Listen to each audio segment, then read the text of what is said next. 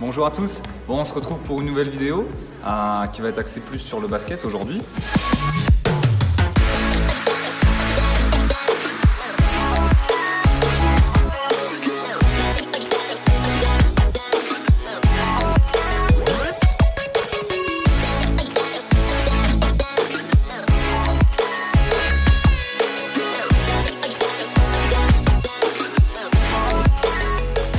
On accueille Aïcha avec nous, qui est une des joueuses du centre de formation des Flammes, et elle va nous montrer des petites situations sur notamment de la dextérité et un petit peu de jonglage.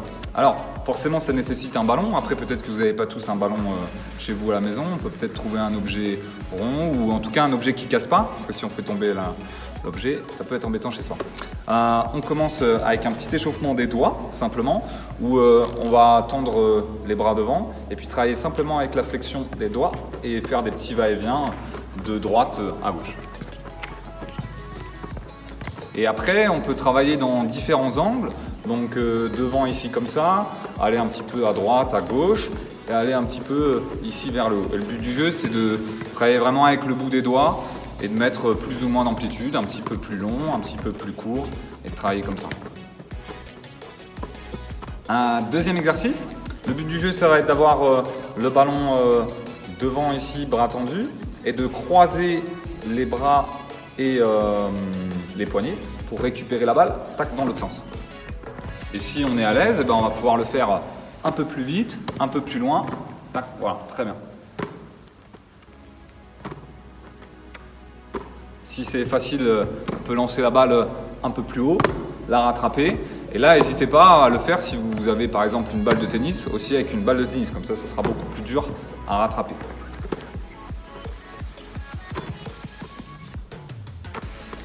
Maintenant, on passe à un autre exercice où on va travailler autour des jambes. Sur un 8 ici, on va essayer de se fléchir et de regarder quand même droit devant. Et on peut changer de sens comme on veut, et ainsi de suite.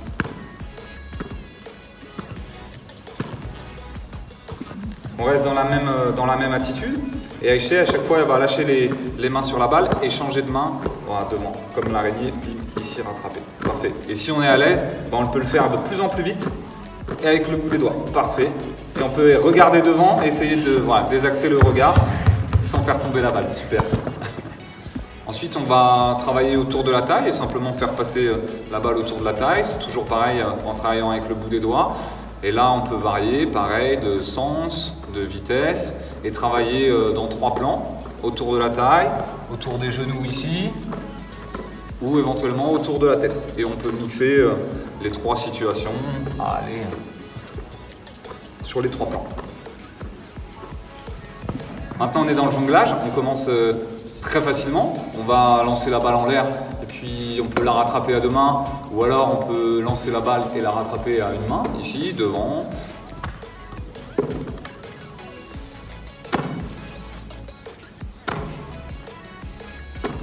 On peut maintenant rajouter le fait de taper dans les mains et puis la rattraper dans l'autre main. Si on est à l'aise, on lance la balle un petit peu plus haut et on doit taper plusieurs fois dans les mains et la rattraper.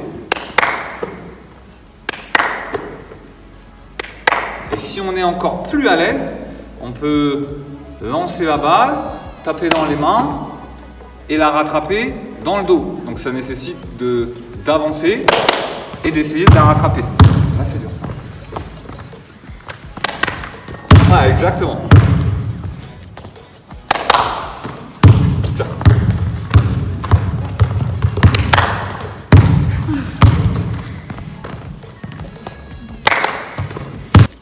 Bon, on a terminé pour cette séance. C'est une séance que vous pouvez faire chez vous assez facilement.